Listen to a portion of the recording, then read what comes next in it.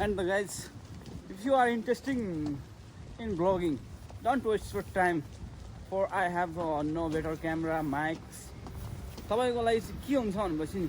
तपाईको भित्रको भ्लगिङको किरा निस्किनु पर्छ किरा त्यो किरा निस्केपछि नि भ्लगिङ आफै फ्लोमा जान्छ सो